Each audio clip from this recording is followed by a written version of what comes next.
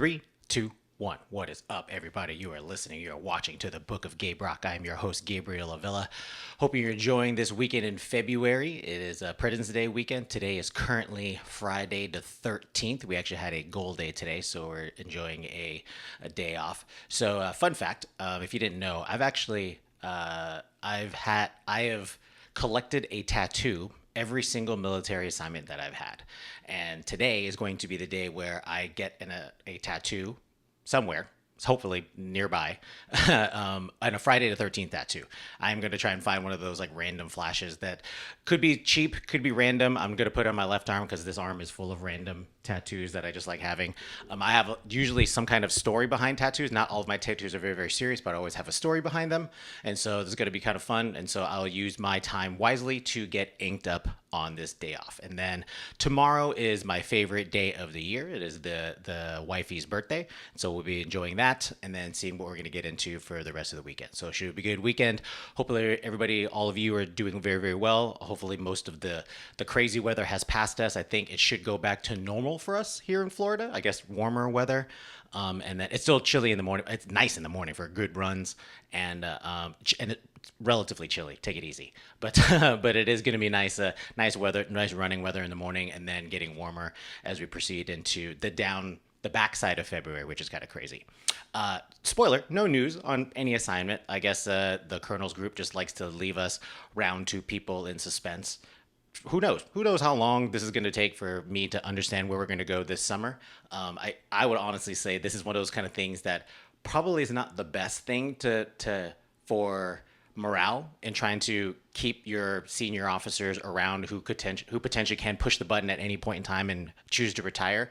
Just hanging them by a thread and keeping them in suspense of where their next chapter is going to be. Not the best for morale, but it is what it is. So we'll see exactly what's going to be the next chapter for us. As soon as I know, we'll be sharing it out, and hopefully it's going to be something cool, and I can continue to be a good contributor, good airman for this Air Force thing of ours. That's what I'm looking forward to, and hopefully I get a chance to become another good contributor and another challenge for me in my Air Force career. So I mentioned during the last freestyle that I was going to talk about Lord of the Rings, and I did not. I kept my word. This last entry was it was interesting how I knew I wanted to talk about something about making. I started experiencing these weird instances where I could not believe it, where I noticed people actually struggling with doing the right thing, making the right choice. And I saw it happening in real time. And I was like, are we really struggling to make what the right choice is? We all grew up, me being active duty Air Force, we all grew up sort of knowing what the core values are and sort of knowing the things that help us shape to make the right decision. So surely this should not be that hard of a decision. The collective of us sort of know what, and as we look around the room, most of us know what decision should be made, and all of a sudden it was like a left turn, no signal. That decision was not made. Be like, oh, I guess we're not going to do that. That's interesting.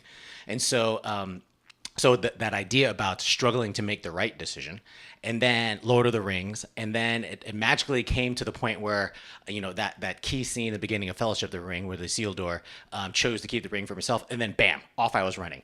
As I started to write that article, it did not take me long to figure out how to just recapture and rethink about the scenes, the characters, all the kind of stuff. It was really weird, but just because I'm a nerd, I ended up being able to recall all of the scenes and the characters and all those kind of things that naturally flowed. And I was able to kind of combine my thoughts, nerdery into professional workplace, and I came up with the article as far as why do we struggle with that? Why do we in the workplace struggle with making the right decision? And I think it's usually what I came down to in the article. It came to just in the moment, and I'm not saying everybody, and we're human beings, and so I'm not necessarily immune to this either. But I think in the moment, what happens is I think we end up making a selfish decision. Potentially that selfish decision is out of self-preservation because you're trying to protect yourself of something for whatever odd reason. Maybe because you want to protect your reputation. Maybe you want to protect your team's performance report or something like that. You don't want to embarrass yourself. You don't want to reveal that something happened that you actually made a mistake or your team made a mistake, and you don't reveal that you're vulnerable or something like that. So you will do anything in order to hide that vulnerability, hide that mistake. And so you make the wrong choice to hide that.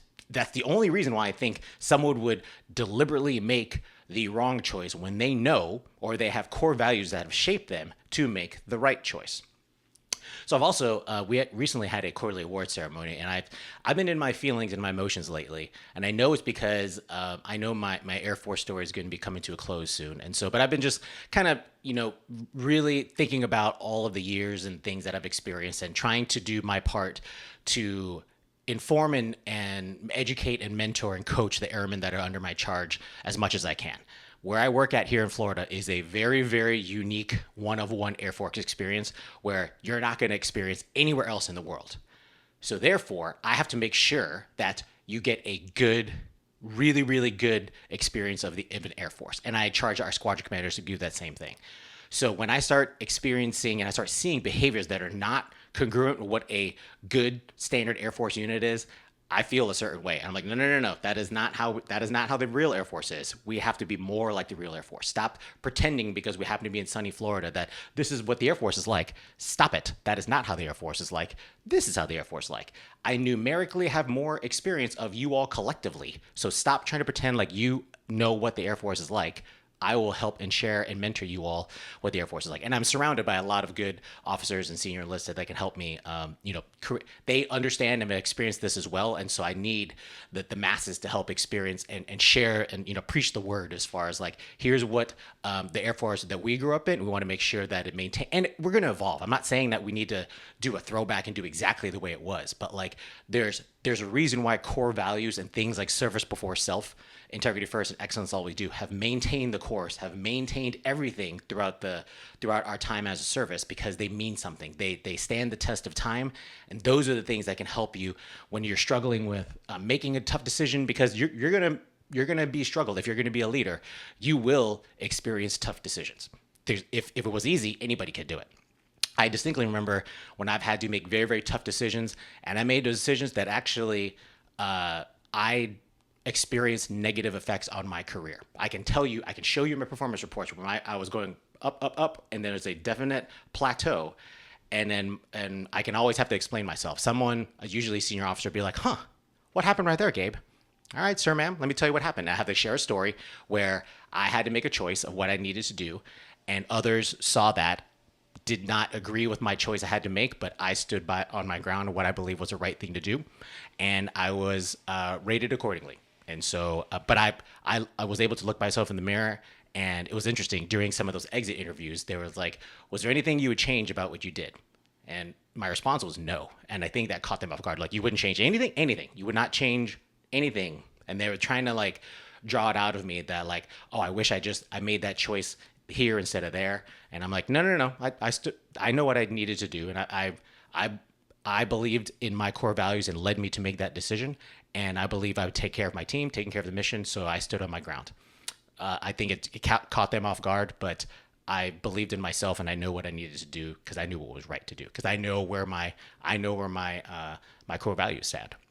So that was a kind of thing of like where when I start to see us as a team, individuals kind of getting off vector, I'm going to make sure that I try and mentor and coach everybody to be like, you have to know, it's kind of like you can weather the storm if you know where you're pointing at. So make sure you know where you're pointing at. Those are your core values. It helps you maintain and navigate the craziness of the world when you know you have those intact. So like I said in the article, if Isildur just held on to his core values and wasn't, whatever you want to call it, distracted by the allure of the power of the one ring to rule them all, the whole thing would have been different. But then again, if he didn't do it, then I wouldn't have the trilogy. We wouldn't have the entire story of Middle-earth. So I sort of needed him to do that because it set the stage for the greatest movie trilogy of all time. So regardless, don't at me. That is the correct statement. So I am sort of glad he made that mistake because now I have the lore and all of us understand what Tolkien wrote, and it was some of the best literature ever written.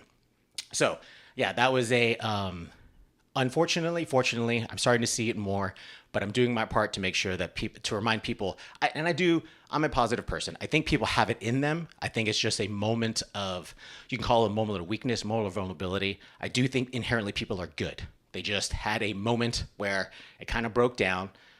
All it means is we got to pick yourself back up and let's try and make it better. Let's move forward together as a team. Most importantly, let's move together as a team and realize what we need to do, what we can do together. It's the old line. I think it's I recently heard it that it's in one of the Lion King movies.